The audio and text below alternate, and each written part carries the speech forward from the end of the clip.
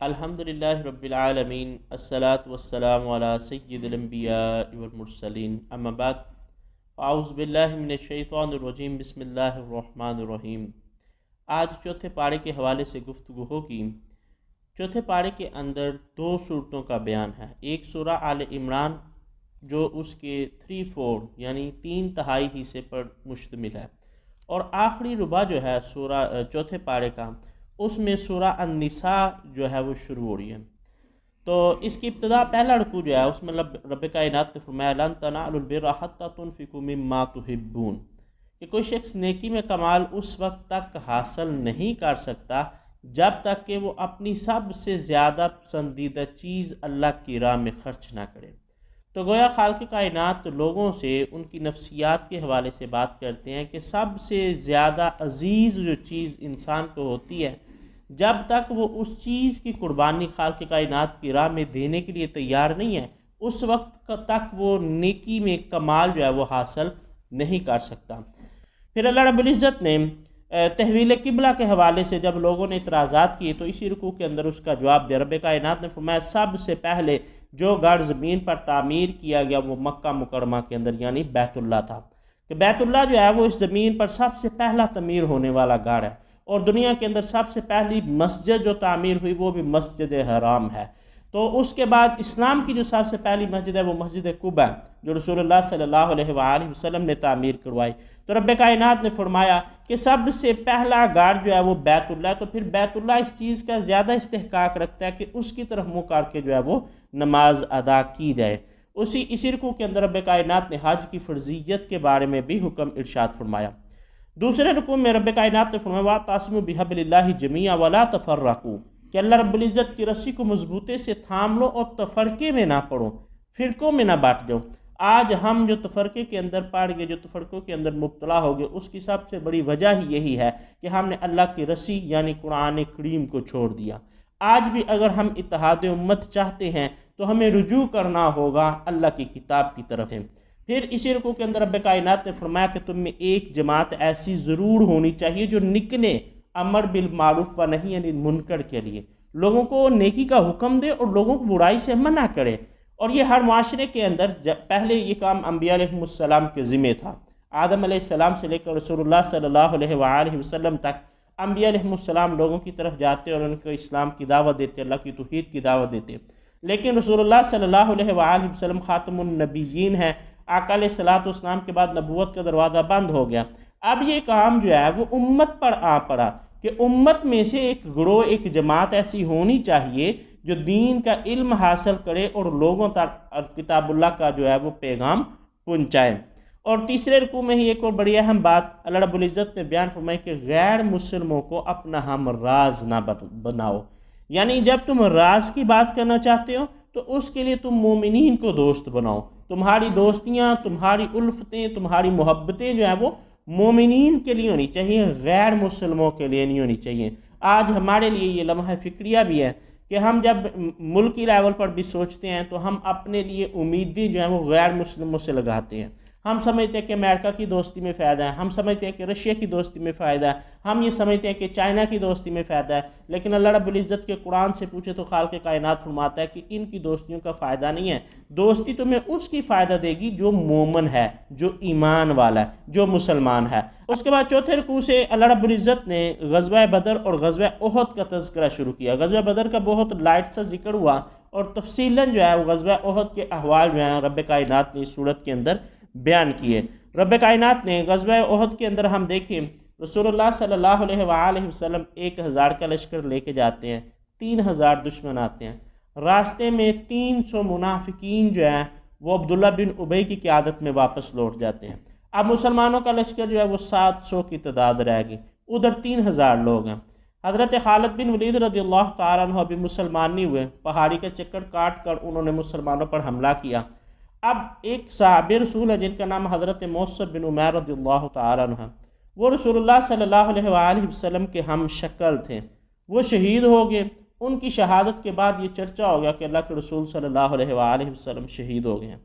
اب جب یہ خبر عام ہوئی کہ آقا علیہ السلام شہید ہو گئے ہیں تو اس وقت مسلمانوں کے مزید 3 گروہ بن گئے۔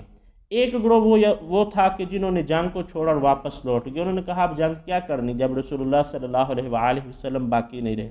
دوسرا گروہ وہ تھا کہ جو غم کی حالت میں نڈال ہو کے بیٹھ گیا، کوئی ان کو خبر ہی نہیں۔ اور تیسرا گروہ وہ تھا کہ جنہوں نے کہا کہ اب ہمیں زندہ رہ کے بھی کیا کرنا ہے، اور وہ بے دردی سے میدان عمل کے اندر کود پڑے اور دشمنوں کے ساتھ انہوں نے جنگ شروع کر دی۔ تو آگے جو 3-4 رکوع ہیں ان میں رب کائنات نے اسی طرف بار بار مختلف جو واقعات ہوئے غزوہ احد کے اندر ان کی طرف جو ہے وہ اشارہ کیا۔ 5ویں رکوع کے اندر رب کائنات نے سود کی مذمت کی بات کی، پھر رب کائنات نے ان لوگوں کی خوبی بیان کی کہ جو ہر حال میں اللہ کی راہ میں خرچ کرنے کو پسند کرتے ہیں، چاہے ان پر خوشحالی کے دن ہوں یا تنگ دستی کے دن ہوں، چاہے وہ غصے کے اندر ہوں یا ان کا غصہ جو ہے وہ دور ہو، وہ ہر حال میں لوگوں کو معاف کرنے کو پسند کرتے ہیں۔ ان کے رویوں کے بارے میں رب کائنات نے نیک لوگوں کے رویوں کی گفتگو خالق کائنات نے فرمائی، اور آخر میں 5ویں رکوع کے اندر رب کائنات نے صبر کرنے والوں کے ساتھ ہونے کی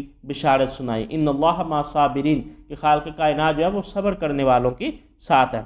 6ویں رکوع کے اندر رب کائنات نے فرمایا وما محمد الا رسول، کہ محمد صلی اللہ علیہ وآلہ وسلم نہیں مگر اللہ کے رسول، اور آپ سے پہلے بھی رسول آئے اور وہ فوت ہو جائیں یا شہید کر دی جائیں تو کیا تم الٹے پاؤں لوٹ جاؤ گے؟ یعنی رسول اللہ صلی اللہ علیہ وآلہ وسلم کے ساتھ جو میدان احد کے اندر واقعہ رونما ہوا کہ مشہور ہو گیا، آقا علیہ الصلوۃ والسلام جو ہیں وہ شہید ہو گئے ہیں، تو اب جو ہے صحابہ کے رویے کو دیکھتے ہوئے رب کائنات نے فرمایا کہ کیا اگر نبی کو شہید کر دیا جائے یا نبی اس دنیا سے چلے جائیں تو تم الٹے پاؤں لوٹ جاؤ گے؟ کیا اللہ رب العزت کے دین کو چھوڑ دو گے؟ یعنی اس بات پر زور دیا کہ یقیناً حضرت ابوبکر صدیق رضی اللہ تعالیٰ عنہ کے بارے میں ملتا ہے کہ جب اللہ کے رسول صلی اللہ علیہ وآلہ وسلم کا وصال ہوا، حضرت عمر فاروق رضی اللہ تعالیٰ عنہ نے تلوار نکالی اور نے فرمایا خبردار اگر کسی نے کہا کہ محمد عربی علیہ الصلوۃ والسلام کا انتقال ہوگا میں اس کی گردن اڑا دوں گا۔ حضرت ابوبکر صدیق رضی اللہ تعالیٰ عنہ وہاں موجود تھے، آپ گئے حجرے کے اندر، رسول اللہ صلی اللہ علیہ وآلہ وسلم کی پیشانی کو بوسہ دیا، آپ واپس لوٹ آئے، آپ نے خطبہ ارشاد فرمایا اور یہی آیت کریمہ جو ہے وہ تلاوت فرمائی۔ آپ نے فرمایا محمد صلی اللہ علیہ وآلہ وسلم اللہ کے رسول تھے اور آپ سے پہلے بھی رسول آئے، اگر ان رسولوں کو شہید کر دیا گیا یا وہ اس دنیا سے چلے گئے تو کیا تم الٹے پاؤں لوٹ جاؤ گے؟ حضرت عمر فاروق رضی اللہ تعالیٰ عنہ نے جب حضرت ابوبکر صدیق رضی اللہ تعالیٰ عنہ کی زبان سے یہ آیت کریمہ سنی تو بیٹھ گئے،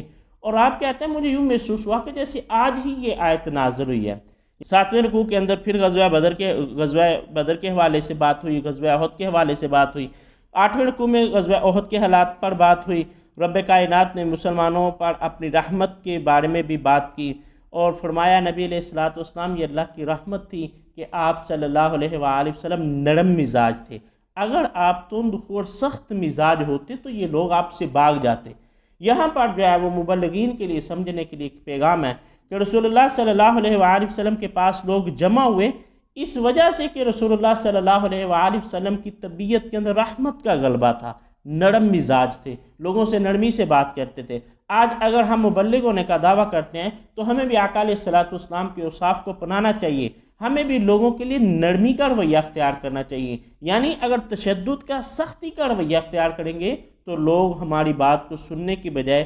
متنفر جو ہے وہ ہو جائیں گے۔ پھر اسی رکوع کے اندر 8ویں رکوع کے اندر رب کائنات نے خیانت کے بارے میں بیان فرمایا کہ جو شخص خیانت کرے گا قیامت کی در پہ کندھوں پر اٹھا کر لائے گا، اور اللہ کے رسول صلی اللہ علیہ وآلہ وسلم نے فرمایا کہ اس دن کسی کے کندھے پر جو ہے وہ بکری ہوگی، کسی کے کندھوں پر کپڑے ہوں گے، کسی کے کندھوں پر اونٹ ہوگا۔ یعنی ہم اگر تھوڑا سا اس بارے میں سوچیں تو ہم کتنے معاملات کے اندر خیانت کے مرتکب ہوتے ہیں۔ کل قیامت کے دن جب ہم اپنے گناہوں کو اپنے کندھوں پر اٹھائیں گے، وہ مال جو ہم نے خیانت کے ذریعے حاصل کیا ہے اس کو اپنے کندھوں پر اٹھائیں گے، پوری دنیا کے سامنے ذلت اور رسوائی کا سبب ہوگا اور بوجھ کو قیامت کے دن جو ہے وہ اٹھانا پڑے گا۔ پھر اسی 8ویں رکوع کے اندر رب کائنات نے فرمایا لَقَدْ مَنَّ اللَّهُ عَلَى الْمُؤْمِنِينَ إِذْ بَعَثَ فِيهِمْ رَسُولًا مِّنْ أَنفُسِهِمْ يَتْلُو عَلَيْهِمْ آيَاتِهِ وَيُزَكِّيهِمْ وَيُعَلِّمُهُمُ الْكِتَابَ وَالْحِكْمَةَ، کہ ہم نے مومنین پر احسان کیا کہ ان میں اپنے حبیب علیہ الصلوۃ والسلام کو بھیج دیا۔ ایک یہاں احسان کا ذکر ہوا، دوسرا رب کائنات نے آقا علیہ الصلوۃ والسلام کی آمد کا مقصد بیان کیا، یَتْلُو عَلَيْهِمْ آيَاتِهِ، کہ آقا علیہ الصلوۃ والسلام لوگوں پر قرآن کی آیات کی تلاوت کرتے ہیں،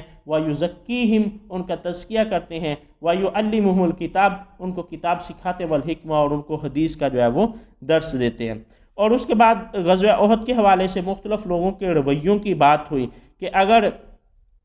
یہ لوگ جنگ میں، یہ لوگ کہتے ہیں جی آپ ہمارے پاس رہتے جنگ میں نہ جاتے تو شہید نہ ہوتے، رب کائنات نے فرمایا موت برحق ہے، اگر تم جنگ میں نہ جاتے تو جنگ جو ہے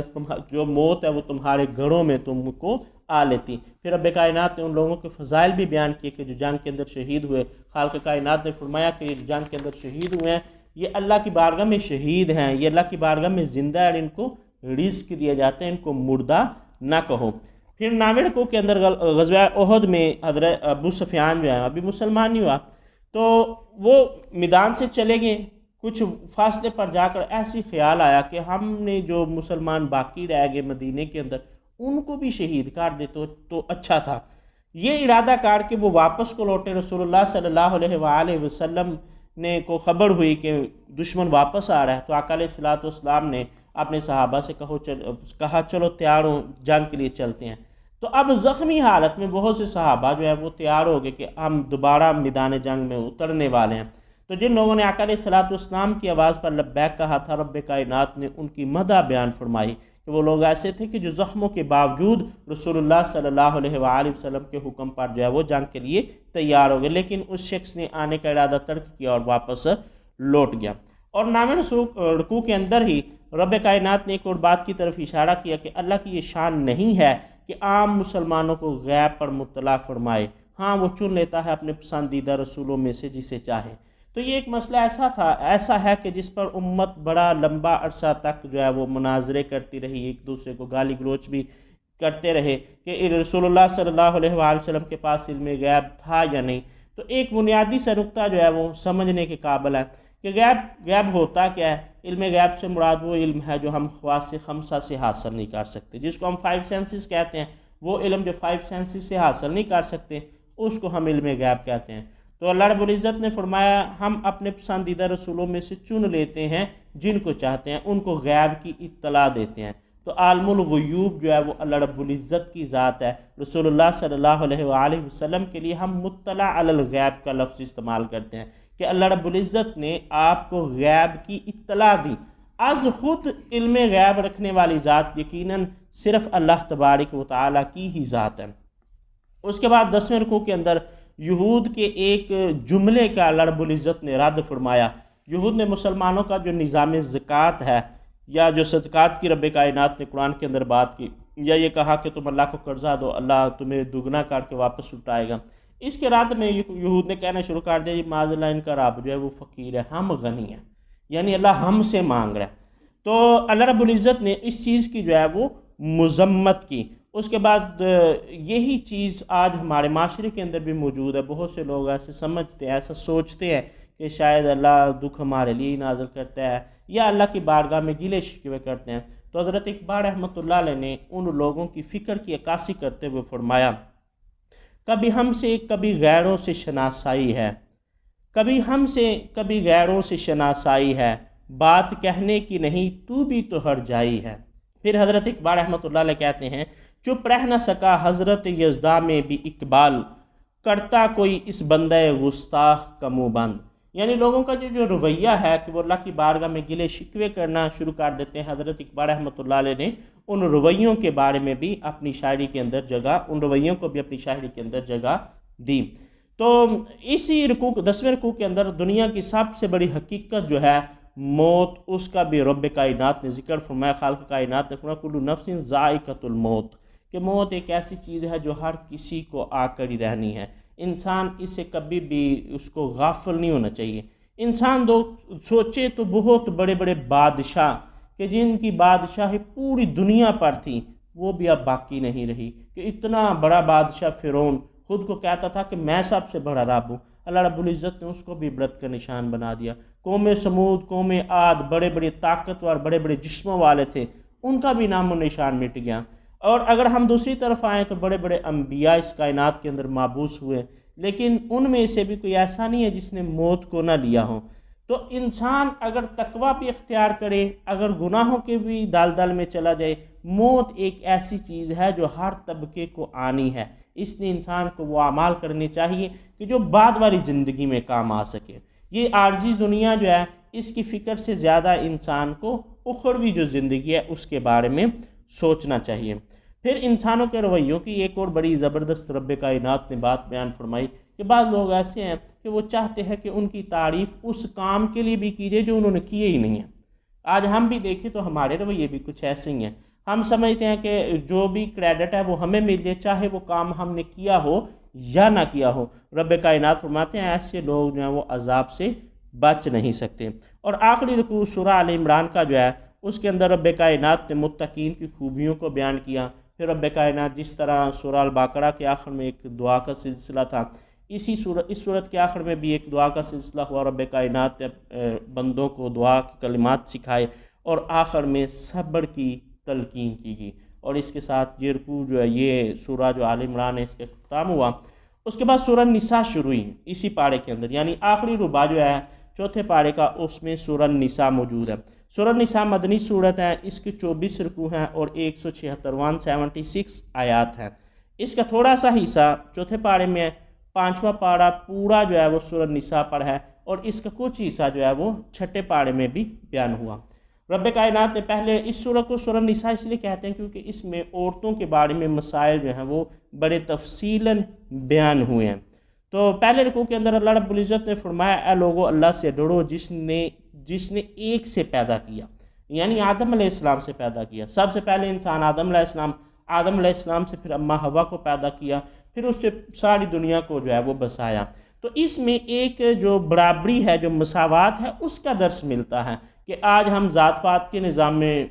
بٹ چکے ہیں۔ یعنی بڑی عجیب لگتا ہے کہ ہم ہندوؤں کے بارے میں کہتے ہیں جی وہاں پر ذات پات کا سسٹم ہے، وہاں پر شودر الگ ہے، برہمن الگ ہے، لیکن پریکٹیکلی ہم دیکھیں تو ہمارے اندر بھی یہ مرض جو ہے موجود ہے۔ کہیں ہم جو ہے وہ اپنے پیشوں کے اعتبار سے ذات پات میں مبتلا ہو چکے ہیں، یعنی یہ جی چودھری صاحب ہیں، یہ جٹ صاحب ہیں، یہ جی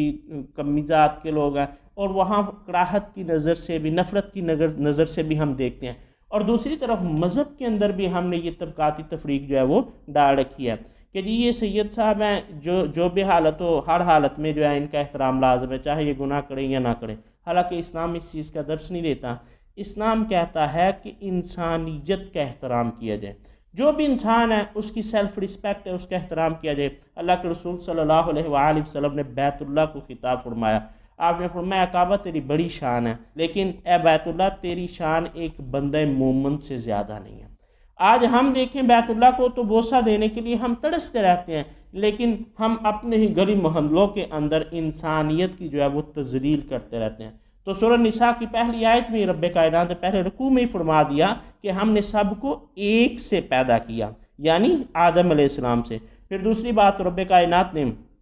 رشتہ داروں سے جو قطع تعلقی ہے اس کی مذمت بیان فرمائی۔ اللہ کے رسول صلی اللہ علیہ وآلہ وسلم نے فرمایا کہ جو قطع تعلقی کرنے والا ہے وہ جنت میں داخل نہیں ہو سکتا۔ اور اللہ کے رسول صلی اللہ علیہ وآلہ وسلم نے رشتہ داروں پر خرچ کرنے کی فضیلت جو ہے وہ دوہری بیان فرمائی۔ پھر اسی رکوع کے اندر رب کائنات نے یتیم کے مال کی حفاظت کے بارے میں بتایا کہ یتیموں کے ساتھ اپنا مال ہڑپ کرنے کے لیے نہ ملاؤ، یعنی یتیم کا مال کھانے کے لیے نہ ملاؤ۔ ہاں اگر آسانی کا معاملہ کرنا چاہتے ہو، یعنی یتیم کے لیے الگ سے کھانا بنانا پڑے اور اپنے گھر کے لیے الگ سے بنے، تو ایک مشقت ہے، خرچہ بھی زیادہ ہوگا، تو اس صورت میں ملانے کی اجازت ہے فلاح کے لیے، بھلائی کے لیے۔ لیکن انسان اس لیے ملائے کہ اس کے حصے کا کھانا جو ہے وہ کھا جائیں یا اس کے مال سے سارے گھر والے کھانا کھائیں، تو اس طرح کی جو ملانا ہے مال کو، اس کی قرآن جو ہے وہ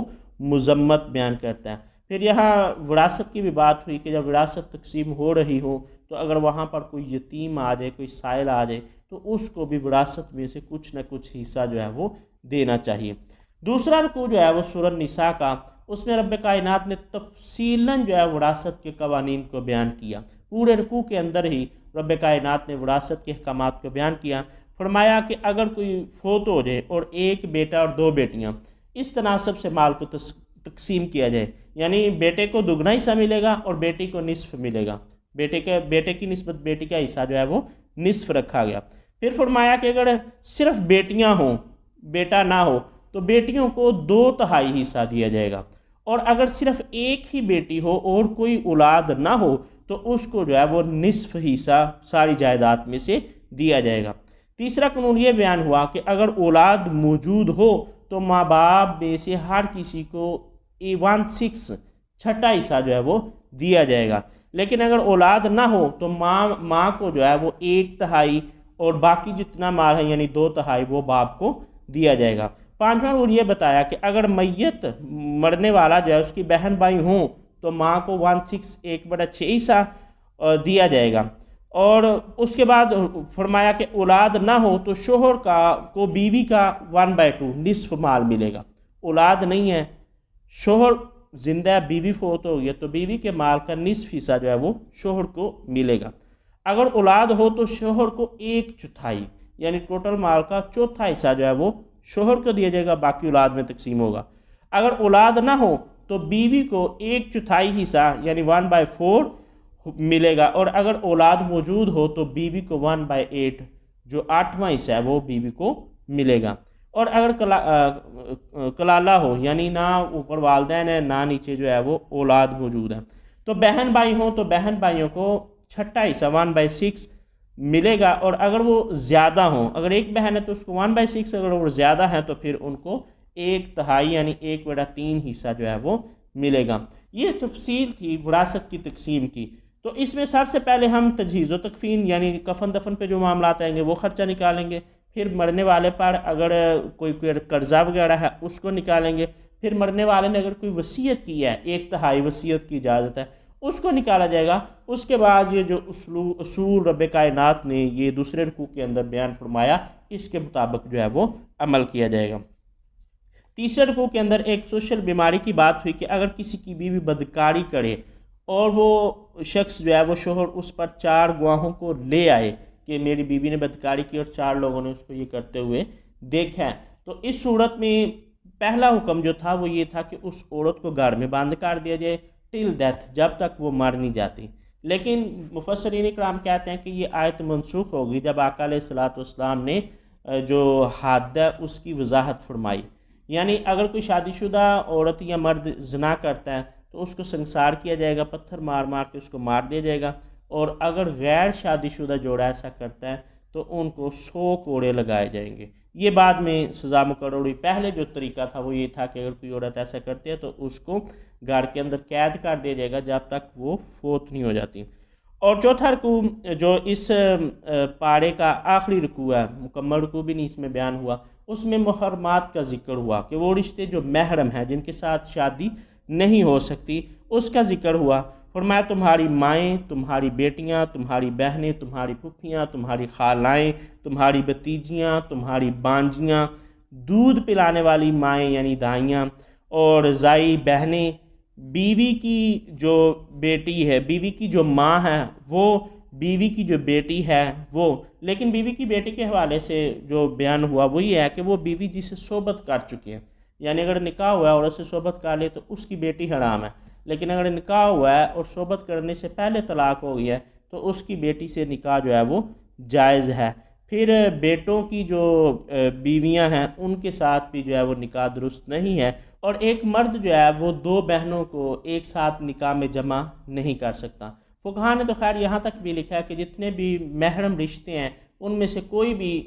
2 رشتے جمع نہیں ہو سکتے، جیسے پھپھی اور بھتیجی کو ایک نکاح میں جمع نہیں کیا جا سکتا، خالہ اور بانجی کو ایک نکاح میں جمع نہیں